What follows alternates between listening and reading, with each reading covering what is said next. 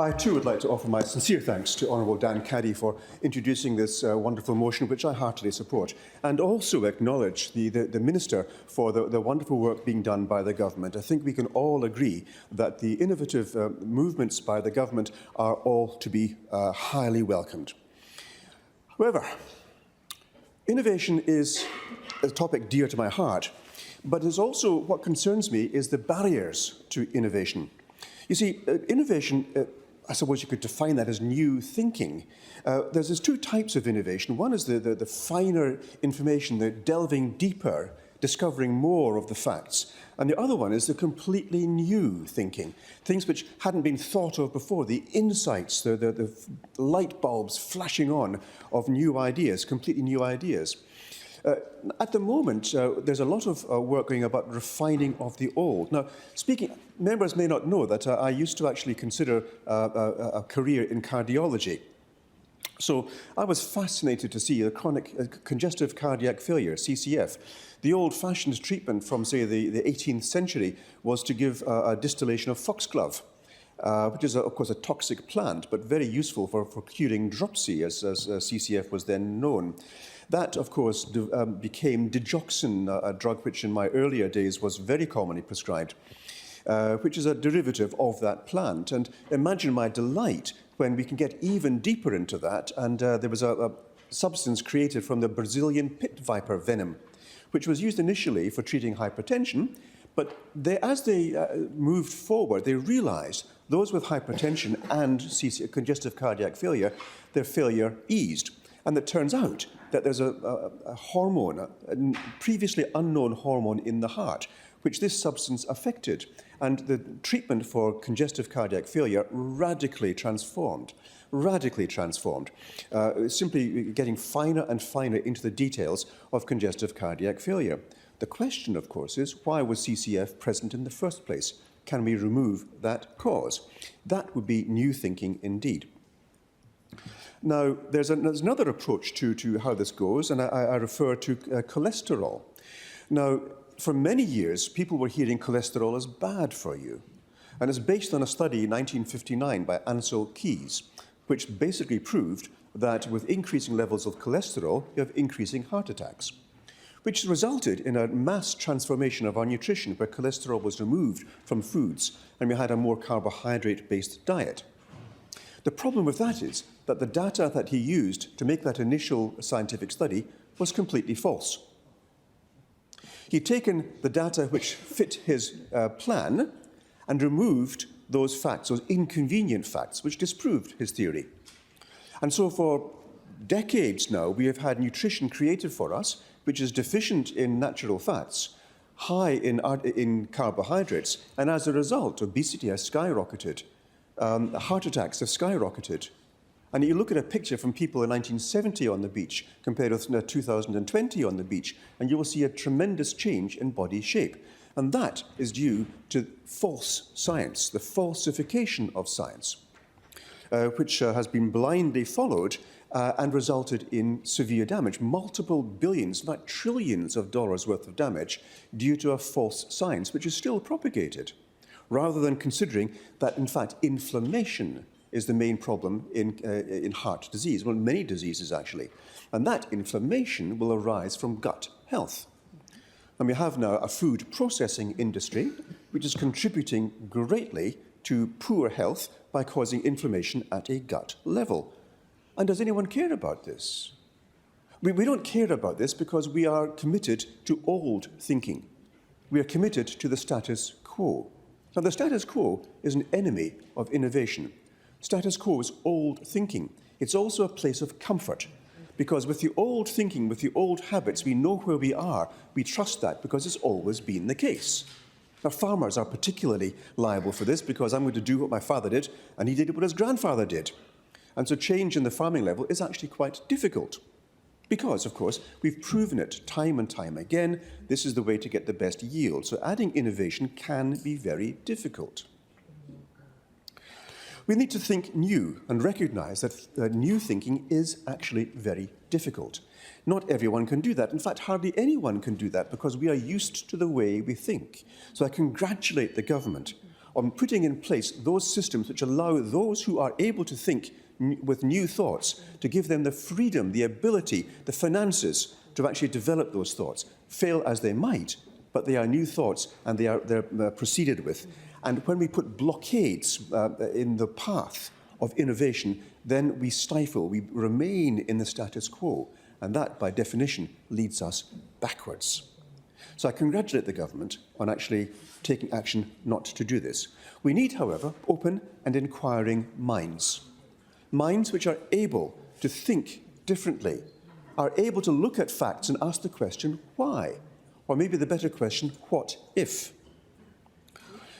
Now, as an example of the old thinking, we've got, for example, and I'll use here hemp because I know this, the hemp house made of hempcrete.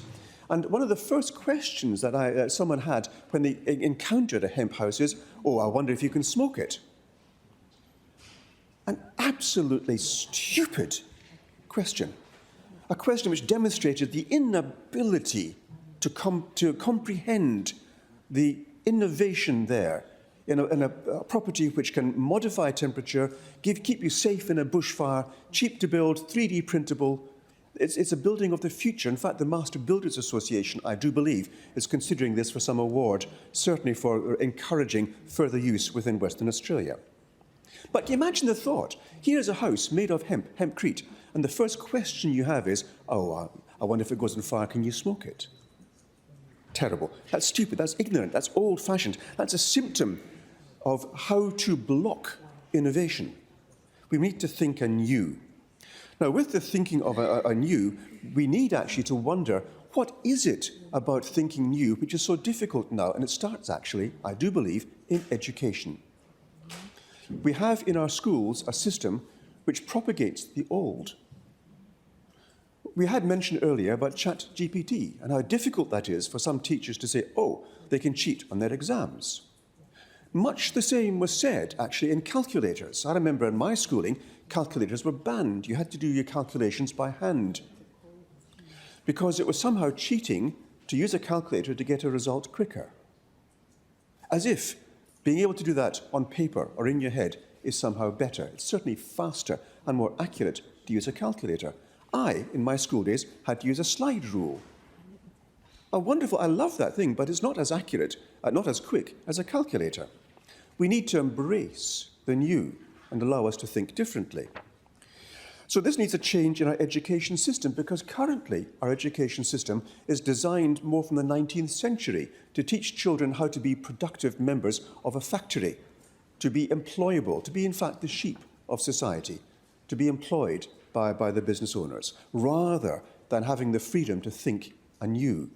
Now, any of us who've had children realize the thoughts they can come out with are utterly amazing. And what do? We suppress that. We say, oh, that's wrong. You shouldn't think like that. That's just inappropriate. We need to encourage our society to allow children to use their innovative minds to think anew. Yes, with structure, but to think anew. One of the best examples for that, I think, is with neurodiversity. Our autistic children, one of the first questions I ask in the clinic when someone comes to me saying, my child is autistic, one of the first questions I ask is, what is your child's gift? And you will find that their memories are absolutely perfect, or they can paint wonderfully, or their numbers automatically come into the mind. They can calculate at an astonishing rate. And this, I'm asked, can I fix this? Can I cure this? Can I make this person's wonderful brain less wonderful so that they can fit in to society? And I think there's an area here where we need seriously to work. But how do we bring our children into that freedom to think freely, to think with novel thoughts, to add to our society with thoughts which are maybe out of our comprehension just now because we haven't had the freedom to think with those new minds? We have, for example, now with our artificial intelligence, and ChatGPT is a wonderful example of that. I use it too for helping me to develop my frame of thinking. But we also need, on top of that, the human mind to add the innovation, the insights which the human mind has. I wonder, members, what would happen if we allowed artificial intelligence to develop innovative skills? Where would we then be? Allowing this wonderful tool to allow us to have new thoughts, new insights, new abilities. One of the questions I've asked, I know it's from the point of view of physics completely aberrant. The question here about the speed of light, and I'm a Star Trek fan, I'm a Star Wars fan, the idea of travelling to distant stars and new civilizations has always fascinated me. But the speed of light apparently is an invincible, you cannot beat that. And I've read so many reasons from physics why it's actually impossible. The amount of energy you need to get to that speed prevents you from actually ever achieving speed of light. Yes, okay, I see the physics. But then I remember the stories from the 1940s when people thought you can't go faster than the speed of sound, and that planes could not survive that. It goes back even further to locomotives when they said anything faster than 40 miles per hour will destroy the train. So then I'm wondering if we're not putting artificial barriers in front of us that can be overcome with innovative thinking. Now, Australia is one of the leaders, I think, in innovative thought. Wi-Fi is an Australian concept. We have the ability here in our society to lead the world. One of my concerns, I've got many concerns, but one of my concerns is the current stupidity within the world which leads us to the concept that war is a good thing. It's old thinking. We're talking about power bases. We're talking here about I'm reserving to my country the right to rule another country. I will expand my domain to encompass your area, and if you want to fight back, you're the problem. And we're seeing this just now with this incessant but quiet beat towards war. The US planning war against China is one thing going on. This current Russia-Ukraine war, it's an old thinking. Proxy battles are being fought. And Australia, of course, is going to be in the middle of that as we are being asked to respond on behalf of allies to take a position which is entirely unnecessary. This is old thinking. We need to fight against that. We need to stand for innovation.